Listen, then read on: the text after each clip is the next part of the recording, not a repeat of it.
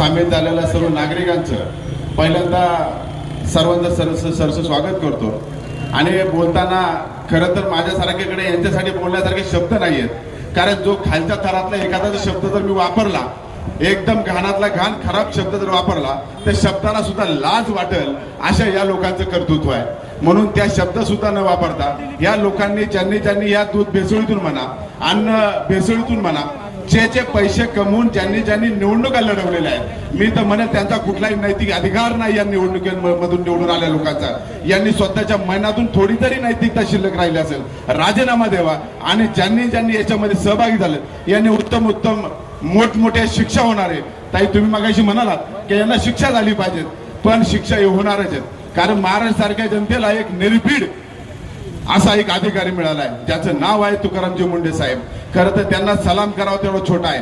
म्हणून आपण सर्वजणांनी एक ठाम निर्धार करू, सर्वजण एकत्र राहू, एकत्र लढा देऊ आणि या लोकांना शिक्षा जोपर्यंत होत नाही तोपर्यंत हा लढा असाच अविरत चालू ठेवू, असाच माझ्या वतीने थांबतो। जय हिंद, जय महाराष्ट्र।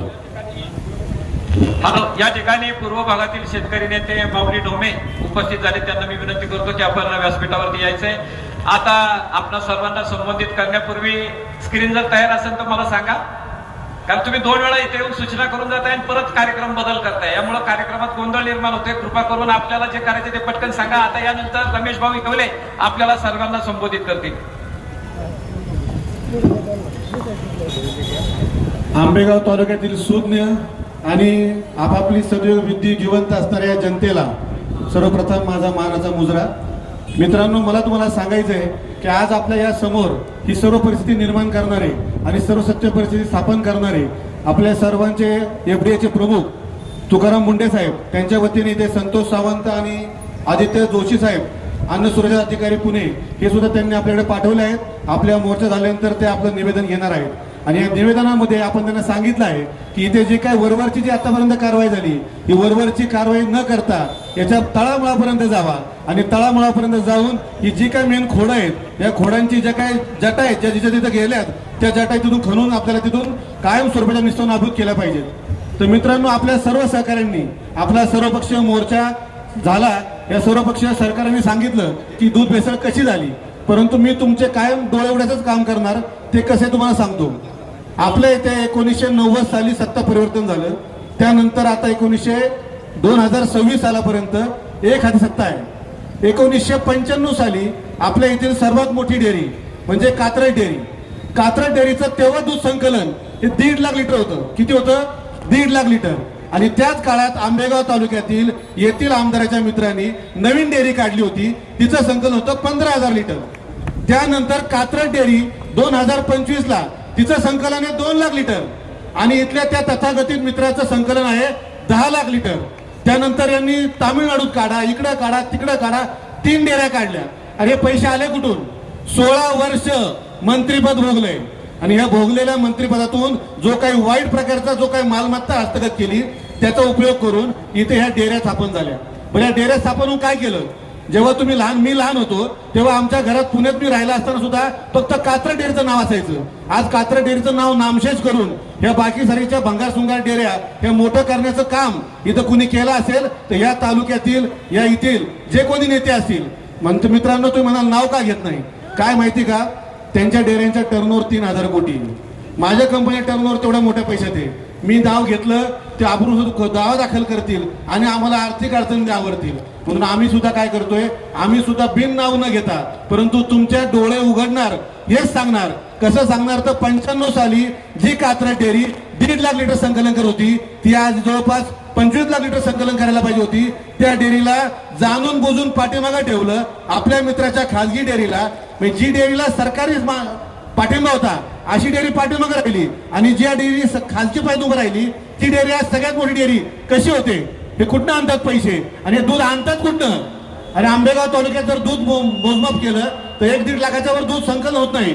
आंबेगाव तालुक्यात जवळपास 6 डेअऱ्या मोठ्या आहेत, या प्रत्येक डेअरीची संख्या 60,000 ते 2 लाखापर्यंत आणि मोठी डेअरी 10 लाखापर्यंत। म्हणजे दूध काय आपल्या घरात पिकतं का? मित्रांनो, जेव्हा एखादा मुलगा जन्म घेतो तो 6 महिन्याचा होतो तेव्हा त्याची आई तिच्या दुधानंतर त्याला काय पाजते तर ते बाहेरचं दूध पाजते आणि त्याच्या आतड्याला पहिली पचन क्षमता टेस्टिंग होते ते बाहेरच्या दुधामध्ये। आणि ह्याच दुधामध्ये ते केमिकल टाकतात, त्याच्या आतड्याची क्षमता कॅन्सरमध्ये रूपांतरित होते. तर या अशा हरामखोरांना आणि अशा मादरचोद लोकांना तुम्ही बरंच ऐका, हे शिवाय द्यायला मी घाबरत नाही, कारण की मी कोणाचा निंदा नाही. अशा हरामी लोकांना त्यांच्या ह्या करणीची फळं त्यांना देवाने दिल्लीची आहेत. एकाचाही संसार हा सुखाचा नाही. पाहिजे असेल तर चेक करा, कुणी चेक करा, कुणाला होत नाही. कुणाचं झालंय त्याचं पुढचं होत नाही, ज्याचं झालंय त्याला सोडून दिलंय, आणि ज्याचं आहे ते येणं झालंय. हे अशी कंडिशन आहे आणि आताची कंडिशन आहे. तुम्हाला पाहिजे असेल तर प्रत्येकाच्या घराची कंडिशन चेक करा. आणि मी कधी पण बोलताना पूर्ण पुराणाशी बोलतो, अपूर्ण बोलतच नाही, कारण की आमचा पिंडच नाही तो. आमच्या साहेबांनी सांगितलं बाळासाहेब ठाकरे शिवसेना आहे आमची, आणि एकनाथ शिंदेनी सांगितलंय पहिलं आपलं काम फक्त जनतेच्या मागं थांबण्याचं आहे. मग ती जनता आपल्या बरोबरची असू, आपल्या विरोधातली असू, पहिलं काम हे जनतेबरोबर थांबण्याचं. आणि अशा ज्या हरामखोरांनी दूध भेसळ केली आहे आमच्या ज्या मायमुलींना, ज्या लहान मुलांना, आज आंबेगाव तालुक्यामध्ये काल माहिती घेतली तर 16 लहान मुलांना कॅन्सर आहे. किती? 16 लहान मुलांना. आंबेगाव तालुक्यातील अवसरी, पिंपळगाव इकडची जवळपास 17 ते 18 हेक्टर जमीन ही नापीक झाली आहे. कुणामुळे झाली, कशी झाली? आता हे सगळं काढलंय, तुम्हाला सगळं माहिती आहे, परंतु आपण घाबरतोय. अरे घाबरता कशाला? जन्म दिलेल्या बापाला आपण घाबरत नाही, आणि मग तुम्ही घाबरता कोणाला? हे अशा हरामखोरांना घाबरता, जे काल बरोबर स्कूटरवर फिरत होते, आज 3-3 हजार कोटी टर्नओव्हर करतात. कशावर करतात? कुठले आले हे पैसे?